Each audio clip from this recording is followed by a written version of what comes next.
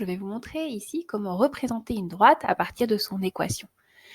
Dans cette vidéo, je vais montrer à partir d'une équation cartésienne, mais ça marche pour n'importe quel type d'équation de droite, qu'elle soit sous forme réduite, cartésienne ou autre. Alors, je vais faire ça à travers un exemple. Donc, j'aimerais représenter la droite définie par l'équation 2x moins 5y plus 1 égale 0. Alors, je sais que pour tracer une droite, on va dire, ou pour définir une droite, il y a deux manières. Soit il nous faut 2 points, et dans ces cas-là, on peut tracer l'unique droite passant par ces 2 points. Soit il nous faut un point et un vecteur directeur. Donc ici, pour tracer notre droite, je vais vous montrer comment on peut faire avec les deux méthodes. Donc première méthode, je vais vous montrer comment on peut tracer cette droite en trouvant 2 points qui appartiennent à cette droite. Donc on va trouver les coordonnées des points de 2 points qui appartiennent à cette droite, et après on aura à tracer l'unique droite qui passe par ces 2 points.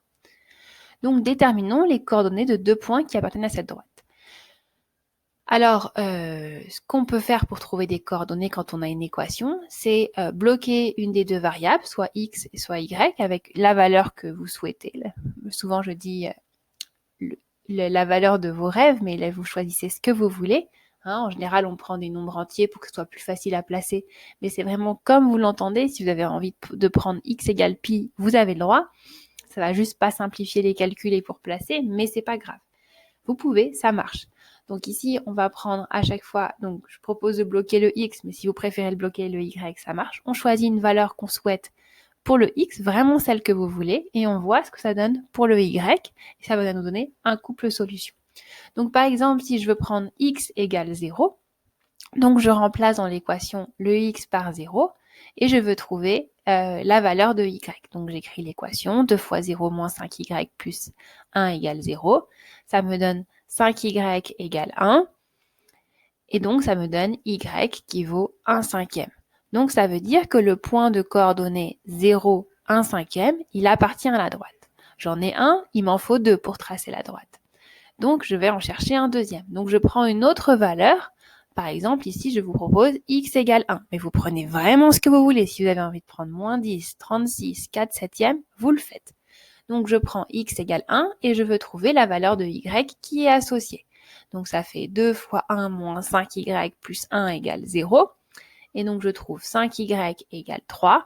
Et donc, y, il vaut 3 cinquièmes. C'est corrigé. Et donc, le point B, il a pour coordonnées 1, 3 cinquièmes. Et B, il appartient à la droite. Donc maintenant, j'ai trouvé les coordonnées de 2 points qui appartiennent à la droite. Si j'ai les coordonnées de 2 points, j'ai plus qu'à tracer la droite qui passe par ces 2 points.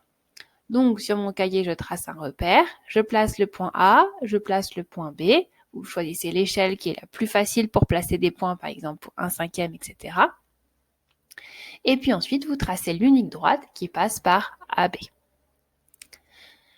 La deuxième méthode dont je vous ai parlé, pour définir une droite, il suffit d'un point et d'un vecteur directeur. Donc c'est ce que je vais vous montrer pour tracer la même droite, mais avec cette méthode. Donc on a besoin d'un point appartenant à la droite et d'un vecteur directeur. Alors je vous rappelle que quand on a une équation cartésienne, il est très simple de lire sur cette équation un vecteur directeur. Et c'est moins BA. On ne les a pas tous, on en a un. Donc ici, le B, c'est moins 5, donc moins B, c'est 5. Et ici, A, c'est donc la deuxième coordonnée, ça sera 2. Donc ici, on aura 5, 2. Donc on a tout de suite un vecteur directeur de notre droite. Donc 5, 2 est un vecteur directeur de la droite. Maintenant, on a un vecteur directeur, il nous faut aussi un point. Donc pour trouver un point qui appartient à la droite, c'est exactement comme ce qu'on a fait dans la première méthode. On choisit le x de nos rêves, on le bloque, vous pouvez faire aussi le y de vos rêves si vous préférez, et on trouve la valeur de l'autre variable. Pour cette valeur, ça nous donne un point. Donc ici, pour varier, j'ai pris x égale moins 1, mais comme je vous rappelle, on choisit ce qu'on veut, il n'y a rien qui est obligatoire, vous choisissez vraiment la valeur que vous voulez. Donc avec x égale moins 1, je fais les calculs et je trouve y qui vaut moins 1 cinquième. Et donc du coup, le point A de coordonnées moins 1, moins 1 cinquième, il appartient à la droite. Maintenant que j'ai un vecteur directeur et un point qui appartient à la droite, je peux la tracer. Donc je place le point A et le vecteur U. Et maintenant, je peux tracer la droite qui est dirigée par le vecteur U et qui part de A. Et voilà.